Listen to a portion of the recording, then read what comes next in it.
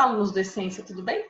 Hoje nós vamos estudar o arcadismo, ou neoclassicismo, a estética literária aí que compreende o século XVIII, em que ocorreu também um movimento, né, chamado de iluminismo. Vamos lá?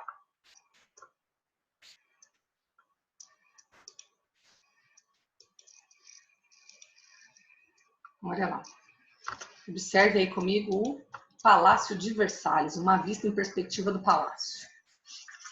Olha lá, então, né? Então, a maneira como a vegetação é retratada nessa obra, nessa pintura aqui, revela a influência da razão e da ciência no olhar europeu. Então, a gente tem um momento aqui de observação da ciência, valorização da razão. Então, o arcadismo está em que contexto? No contexto da luz, no contexto das luzes, né? Então, a gente tem a Europa aí no século, vivendo o século das luzes. A luz da razão, ela volta a brilhar forte sobre a Europa do século XVIII. O cientista olha para o céu e se pergunta sobre a configuração das estrelas. O filósofo questiona as questões sociais, os privilégios da nobreza. A razão e a ciência, então, iluminam a trajetória humana, explicando os fenômenos e propondo novas formas de organizar a sociedade. O que isso significa?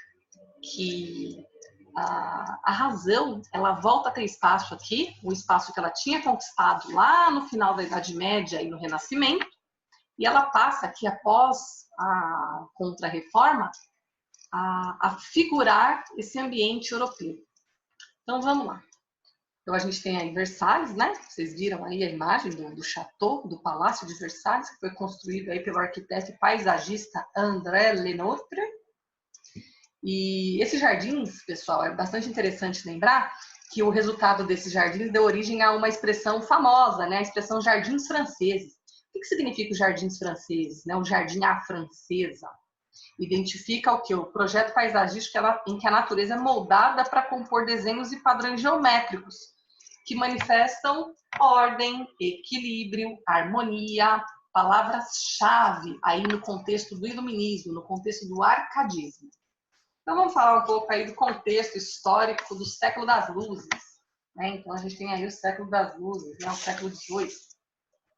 Por que a gente chama de século das luzes, né? Porque a luz volta a reinar sobre a Europa.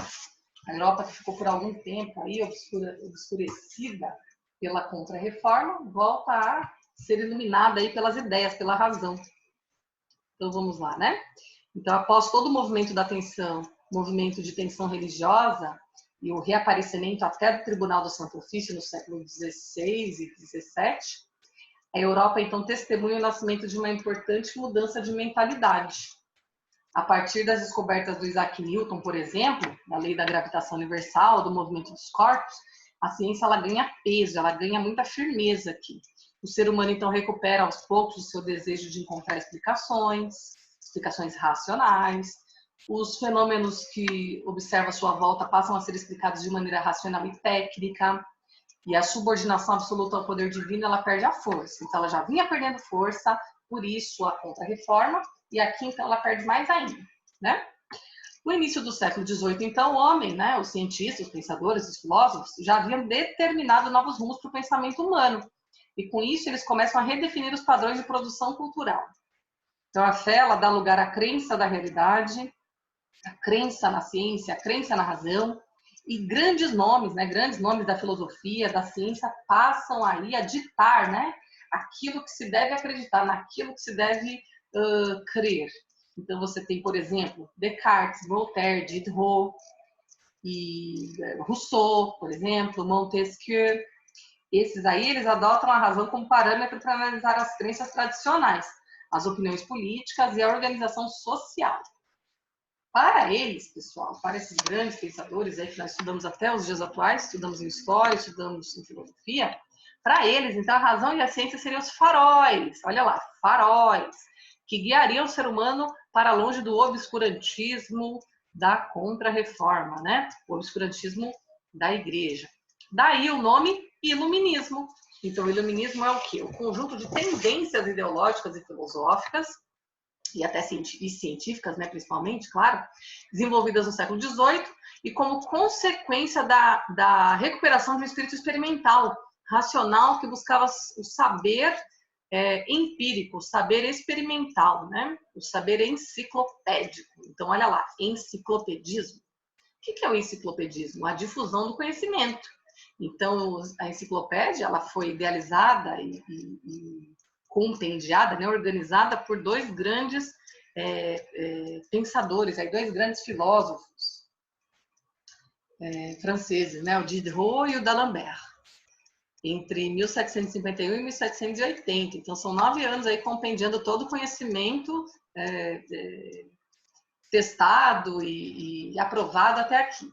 Então, a gente tem aí o primeiro número saindo em 1751, né, só para contar aí um dos grandes avanços aí do século XVIII.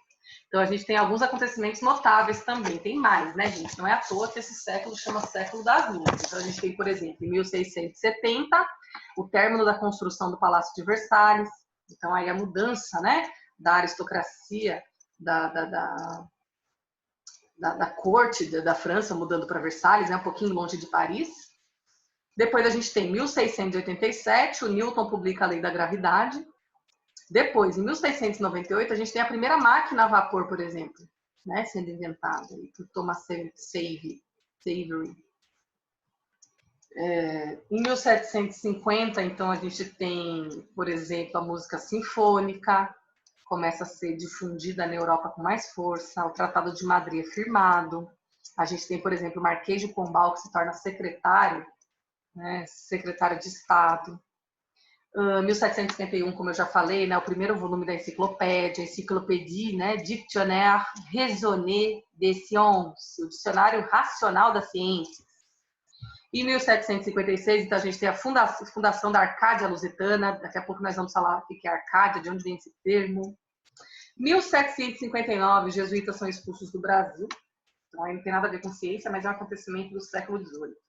E o Voltaire publica Candide, um livro famosíssimo, né, o Cândido. Em 1762, o Rousseau lança o Contrato Social.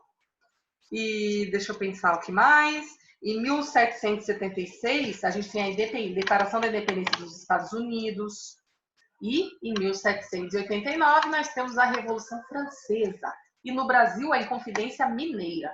Então, gente, não é pouca coisa, não. O século XVIII tem muita novidade, tem muita coisa diferente, muita coisa importante, até decisiva para a Idade Moderna acontecer.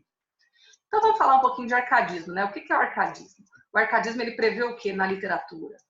A natureza, né? A natureza que indica para nós o que? A medida de equilíbrio e de harmonia. Então, a natureza é o grande parâmetro aí de beleza, de equilíbrio que nós temos aí na poesia arte. Características aí do arcadismo. Então, a gente tem aí as descobertas do Isaac Newton, né? Permite que o cosmos seja estudado de maneira mais técnica, mais precisa, né? Mais mecânica. E para o Newton, né? O mundo ele podia ser descrito aí como uma máquina que funciona de maneira inflexível.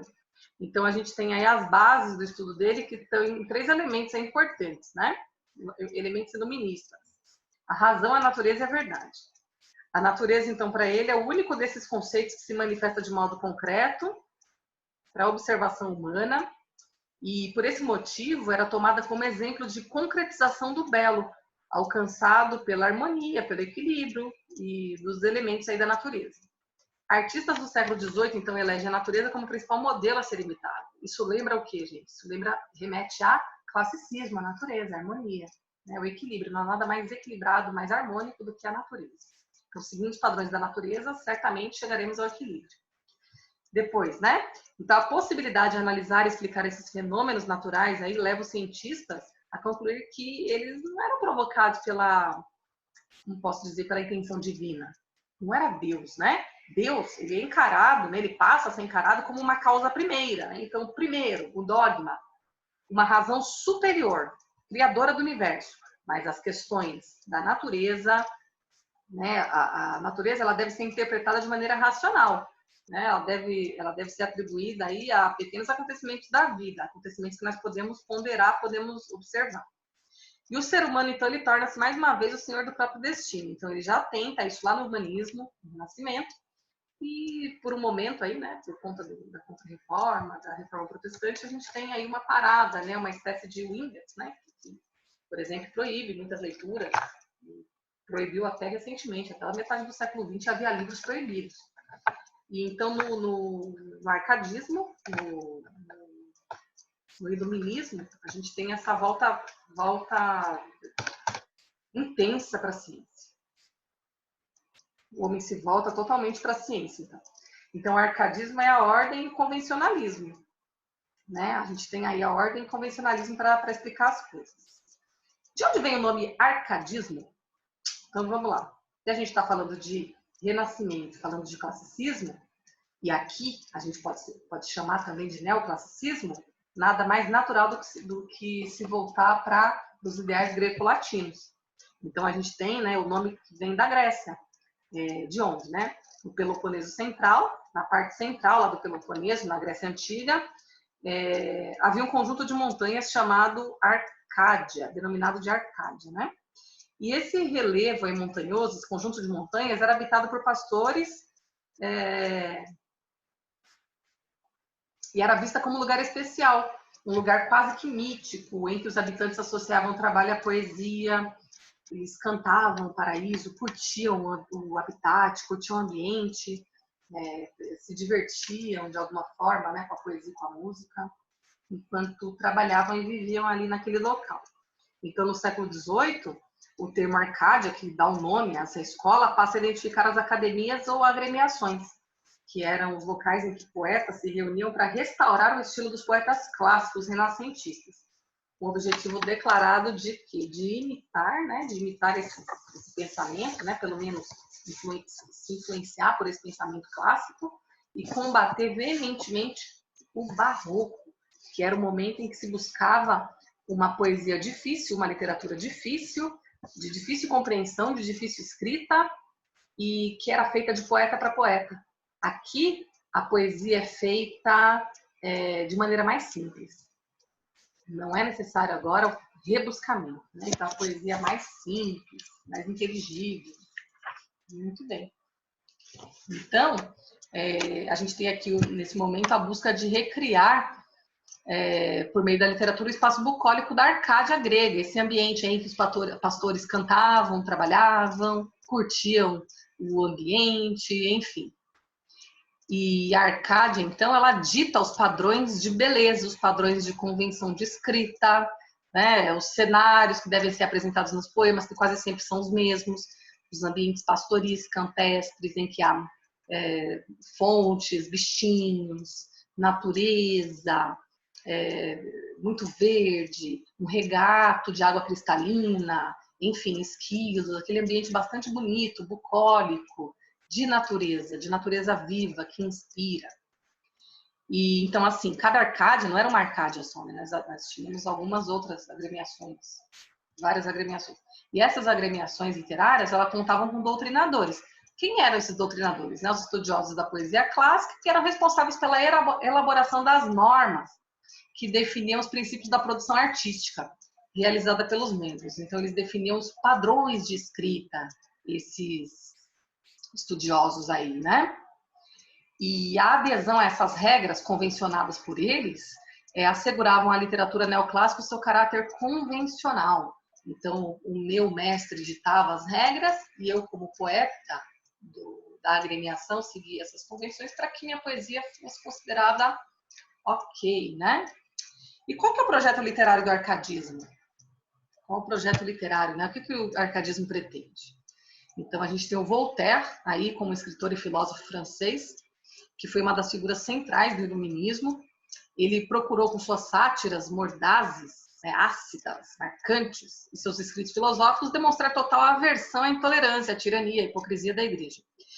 E a postura dele qual era? Né? Era possível identificar os elementos essenciais do projeto literário do arcadismo. Que projeto era esse? Fazer a literatura um instrumento de mudança social. Opa! A gente falou lá na linha do tempo que, nesse momento aqui no século XVIII, foi escrito, por exemplo, o Contrato Social do Rousseau. Então, a gente tem aqui um trabalho voltado também para a crítica social, a literatura como um instrumento de mudança social. E então, o que acontece? É que no barroco, no arcadismo, desculpa, né? Então, a gente tem... É importante que se compreenda o verdadeiro sentido da artificialidade própria da poesia Arcade. Ela é uma poesia artificial. Como assim artificial? Ela fala de um ambiente bucólico, um ambiente de natureza, um ambiente de pastores e pastoras, e a repetição insistente de um cenário acolhedor como esse, um cenário natural, foi uma forma encontrada por esses autores, inclusive Voltaire, né? Para divulgar as ideias de uma sociedade mais igualitária e mais justa. Então, na simplicidade dos pastores, que se preocupam somente em cuidar do rebanho e desfrutar dos prazeres, está proposta uma vida que valorize menos a pompa e mais o que? A satisfação, né? Valorize menos essa sofisticação característica das cortes europeias. Se valorize a simplicidade. E nesse sentido, então, aqui, cada poesia Arcade transforma-se em uma espécie de propaganda, gente. Então, é uma espécie de propaganda aqui de uma vida simples, uma vida modesta, que não é necessário haver tanto luxo, tanta pompa, tanta sofisticação. Não é necessário. Isso é uma crítica dura ao que? Ao absolutismo francês. Então, a gente tem uma corte que gasta a valer. É só lembrar da Revolução Francesa. Né, o que aconteceu com a França naquele momento, como era a postura do rei e da rainha. Eles estavam preocupados aí com os gastos? Não, claro que não. Eles estavam preocupados com o luxo.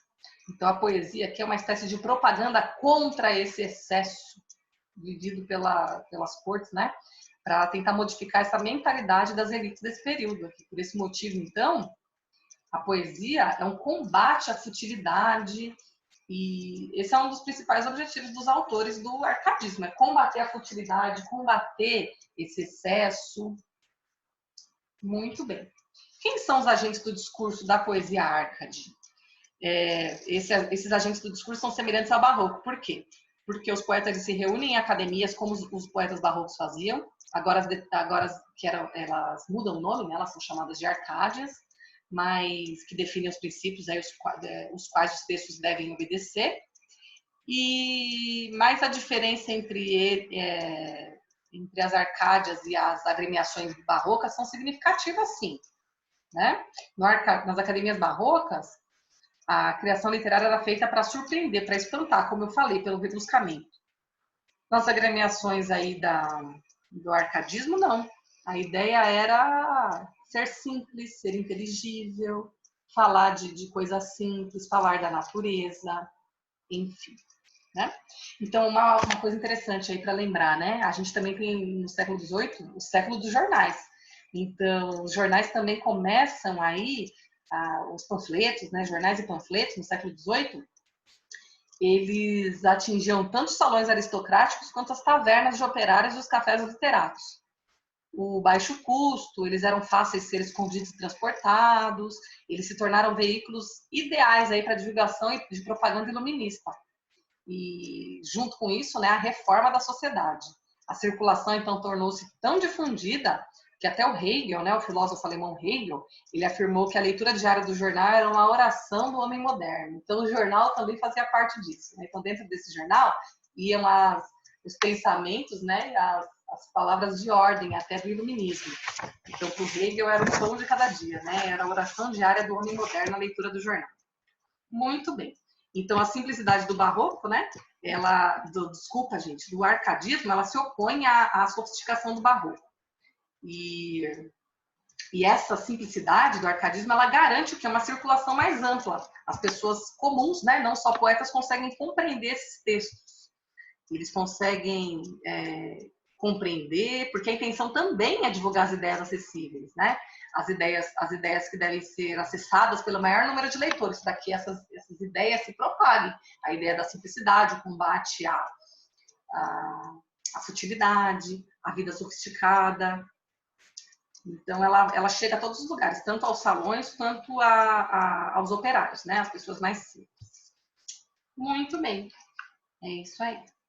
Então, a gente tem aí algumas características do barroco, né? Dessa poesia barroca. O bucolismo. O que é o bucolismo? bucolismo é um modelo de vida ideal adotado pelos autores do período, então que envolve a representação idealizada da natureza, o espaço acolhedor, primaveril, os bichinhos, né, passando, os passarinhos voando, as fontes. Então eles apresentam cenários, né, os poetas apresentam cenários aí bastante bonitos, né, em que a vida rural é sinônimo de tranquilidade e de harmonia. E que mais? A mitologia grega aparece também de maneira intensa aí, mitologia grega, né? Então, a gente tem aí a invocação de ninfas, invocação de deusas, né? Retomando aí o classicismo. Simplicidade sintática e vocabular, já falei. Então, a simplicidade ela vem se opor, ela vem contrapor aí frontalmente a sofisticação do barroco. E que mais? O convencionalismo, né? Obediência aos padrões e lugares comuns, e as tópicas clássicas que nós vamos ver agora, né? Então, são alguns elementos aí que são clássicos da poesia Árcade. O pastoralismo, gente, o que é o pastoralismo, né? Então, os próprios poetas se chamavam, né? Chamavam entre si de pastores, né? Um dos aspectos mais artificiais da estética Árcade é o fato de que os poetas aí, e as musas, eles eram identificados como pastores e pastoras. Então, não é raro observar na poesia um chamando ao outro de pastor e pastor. Certo? E também é uma marca, né? É uma maneira de apagar a marca o que é aristocrática dessas pessoas. Então, quando eu falo de pastor e pastora, eu remeto sempre à simplicidade, até a humildade. Então, eles adotavam esses nomes, né, essa nomenclatura, né, e também havia alguns pseudônimos, pastoris, para neutralizar as diferenças sociais evidentes. Muito bem. Já falamos da linguagem, da simplicidade, agora vamos falar das tópicas clássicas, lugares comuns da poesia neoclássica. Então, a gente tem alguns mais famosos, né? Então, Carpe Diem. O que é o Carpe Diem? Aproveite o dia, colha o dia. A vida é breve, colha o dia, aproveite o dia. Então, o convite, né, do pastor para sua pastora em aproveitar o dia. Isso aparece muito na poesia Árcade. Locus amenos. O que é isso? É um lugar aprazível, um lugar bonito, um lugar tranquilo, né? Agradável, onde os amantes se encontram para desfrutar os prazeres da natureza, então deitados na relva, contemplando a árvore que dá sombra, a água que mata a sede, os bichinhos que enfeitam o local, enfim. Áurea mediocritas, o equilíbrio do ouro, o ouro na medida, né? Então, elogio a vida simples, sem luxo, sem privações. Então, uma vida simples, tranquila, né? O ouro na medida, não precisa ter mais. Tenha medida, tenha na medida. Isso aqui é bastante interessante quando a gente chegar no Brasil, falar da exploração do ouro, né, em Minas. Então, a área mediocritas vai estar bastante presente lá no contexto brasileiro. Inutilia truncat. Então, cortar o inútil, né? Cortar o supérfluo, uma crítica à futilidade, aos excessos da arte, né? Aos exageros materiais, aos excessos da expressão artística do barroco também. Então, cortar o inútil tanto na vida prática, né? Uma crítica aí aos gastos, aos excessos, e também aos excessos da palavra, os excessos do rebuscamento. Então, tópica clássica. Então, aí as tópicas clássicas. Muito bem. Isso aí. E a gente também tem o quê? O pré-romantismo, aí já começa. Né? Então, a gente vai entrar no romantismo logo menos, final do 18 para o 19, e a gente já tem também uma tópica que aparece com um poeta bastante interessante português, chamado Bocage, né? Manuel Maria Barbosa do Bocage, um poeta português, que também participou da formação das Arcádias Lusitanas, né? Da Arcádia Lusitana, com o pseudônimo de Eumano Sadino, e ele se consagrou como um dos maiores e importantes poetas portugueses, tendo composto aí vários sonetos árcades e alguns até pré-românticos. E com o Bocage a gente conhece aí uma outra tópica clássica, que já é uma tópica que antecipa o romantismo, que é o locus horrendus, que se contrapõe diretamente ao locus amenos. O que é o locus horrendus? É o oposto, é um lugar horrível, alusão a paisagens sombrias, que contrastam com a idealização bucólica. Então, ambientes de cemitério, aves de mau agouro. Então, diferente lá dos passarinhos bonitinhos diurnos, dos esquilos, a gente tem aqui corvos, corujas, né? Aves aí já sombrias, aves noturnas. Então é isso. Então, locos honridos. Então já aparece aí na poesia Árcade, que antecipa aí algumas questões do pré-romantismo, principalmente do ultrarromantismo. Tudo bem? É isso aí por hoje, gente. Esse é o início aí, né? A primeira parte da aula de arcadismo.